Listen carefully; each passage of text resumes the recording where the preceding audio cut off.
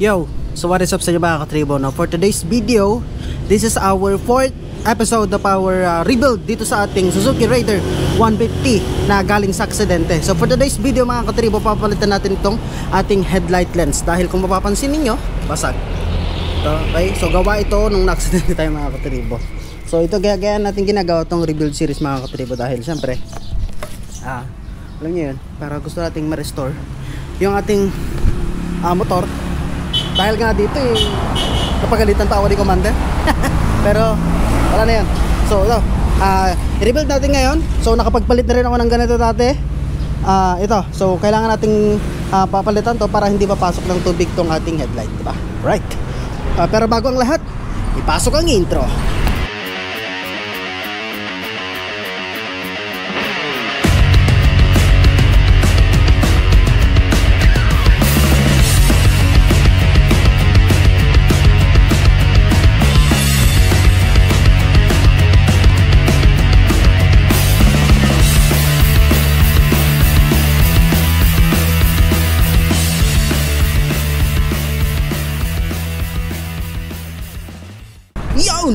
So ang first na gagawin natin mga katribo is babaklasin natin itong head cowling at tatanggalin tong ating headlight, tapos alisin yung assembly dito sa headlight.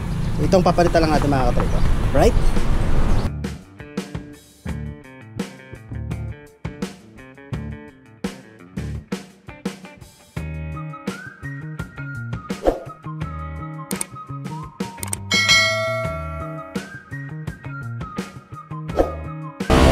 Lagi nyo tatandaan mga katribo na kapag nagtatanggal kayo ng headlight ng Raider 150, mayroon to sa ilalim na huwag nyo kakalimutan. So alisin lang natin itong mga connections na ito mga katribo. Alright, so napagkasan natin mga katribo. So ngayon, i-disassemble natin itong mga tornilyo na ito mga katribo para matanggal natin yung pinaka headlight. Right?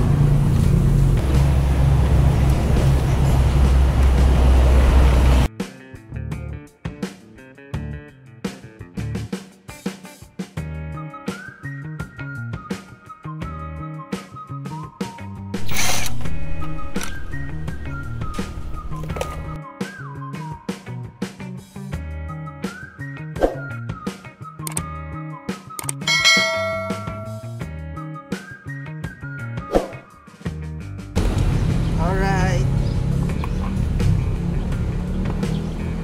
Tanggal ang assembly, boy.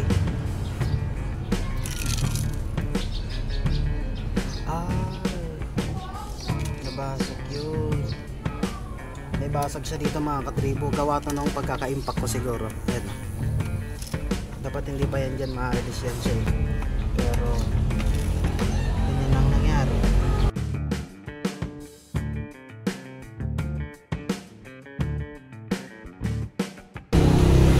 Basa ko.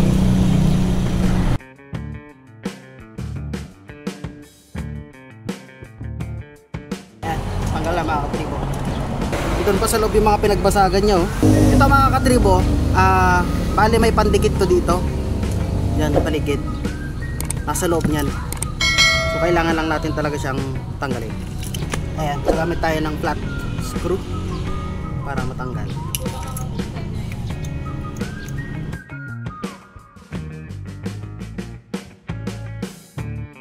Awit talaga po.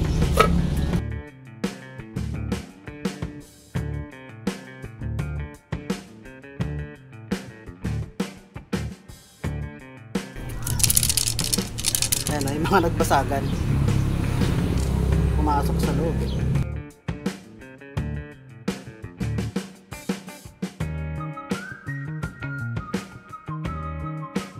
Ayan mga katribo, malapit na natin matanggal. Hirap pa. Kasi nga may pandikit na mga katribo kung makapansin. Kaya no choice ko talaga. Hindi pa siya mababasag kaagad. Wala, no choice tayo mga katribo.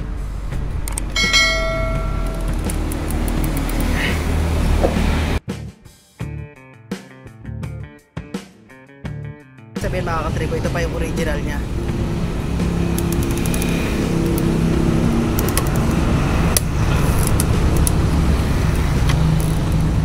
Nung first time din na nagtanggal ako ng ganito mga katribo, ganito rin siya. Eh, stock pa yun nun.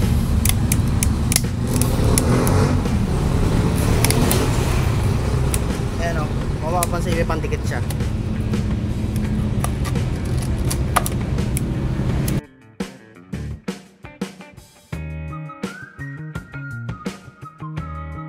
Ayan, masag, yung original. Ingat lang kayo mga katribo kasi nakakasukat to.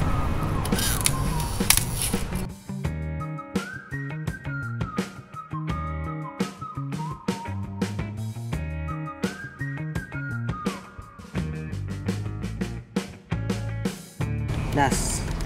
Grabe ang hirap na itong tanggalin talaga. Kahit kailan talaga.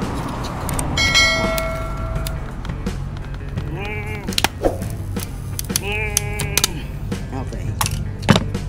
Clear.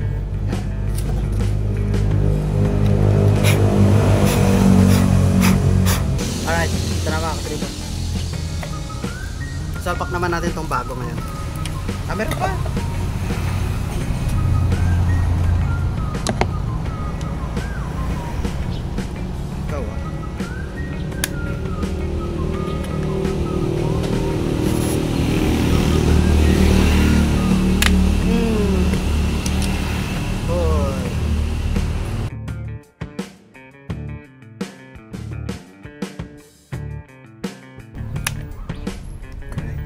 Lang kung may mga naiwan pang mga plastic mga katribo kasi yan, sugat tayo. Hey! Sabi kasi nyo nakakasugat ito eh. Para pag sinalpak natin yung bago, walang nakaharap.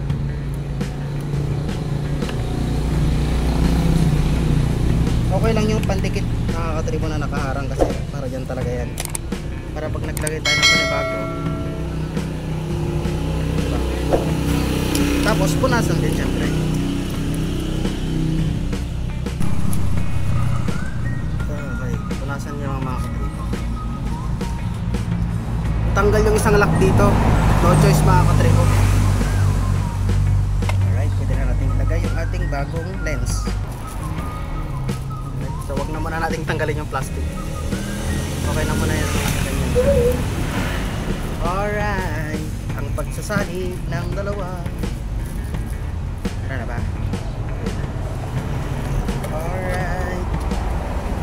Saktong-sakto. Parang sinukat. Hindi lang natin makakatribo. Ay, wait lang. Hindi kailangan gawin dito eh. Yan. Kailangan ipasok. Tapos ilak nyo yung mga dapat ilak dito makakatribo.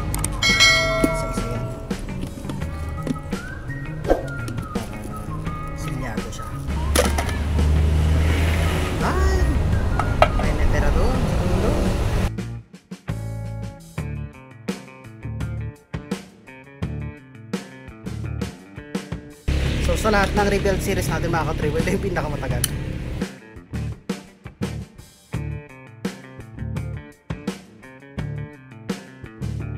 Kasi kung yung adhesive lang yung mga katribo, madali lang ipasok yan. I believe so, okay na? Try natin ulit. Sukat pa tayo.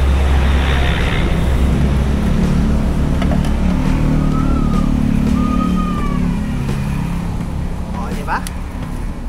Parang sinukat. Press nyo lang yan mga katribo kasi yung adhesive niya, ayan, kung mapapansin nagkiklik na siya. Sabihin, pumapasok na siya.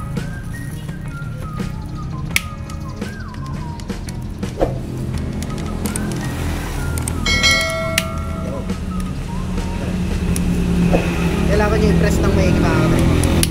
Yun. Sukboy. Tapos itiksagan nyo lang yan mga katribo. Para pag na-aksidente ulit kayo, huwag naman sana, mabilis na lang kayo magkakapagpalit ng lens. Yan. Good as new. Hindi ko natatanggalin yung plastic niya, ganyan naman eh. Para naman magmukhang bago. Ngayon mga katribo, babalik na natin yung stock. Basag-basag. Babalik na natin sa mga katribo. make sure nyo na yung mga tornilyong ginamit nyo kanina ay andyan pa rin. Okay, angulo lang natin. Alright. So, nang ikakabit natin mga katribo ay ito. Itong pinaka-cowling niya. Basag yung andito kaya kailangan natin siya gawa ng paraan. Pero magagawa natin yan paraan. Ito.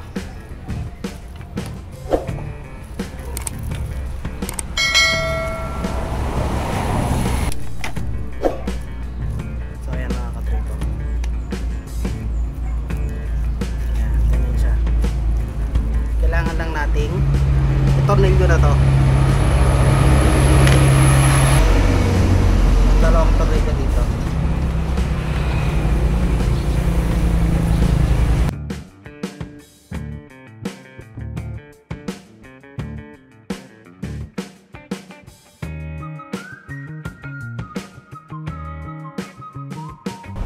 Tapos yung dito mga katribo, hindi na natin maikakabit yung isa dahil basag yung dito.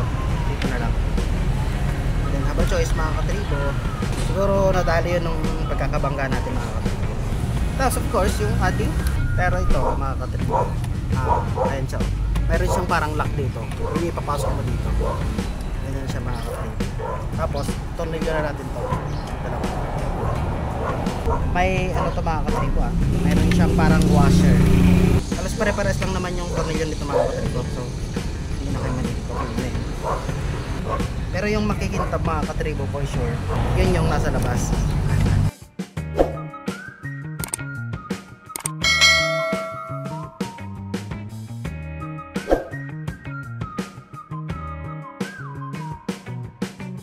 Dali lang naman ito mga katribo, basta alam mo lang yung mga step by step. Para ka lang naglalaro. Yung mga wires din nga pala mga katribo, kailangan i-place nyo rin na maayos para hindi siya. Alright, so may isang tornilyo talaga na wala kasi nga putol. Yung cowling naman for our final piece.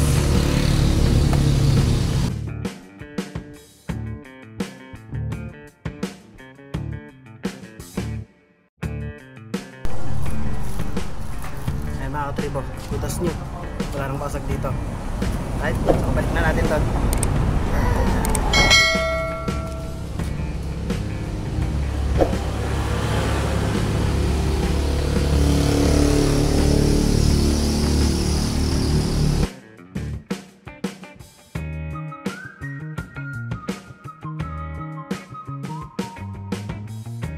Alright. Alright.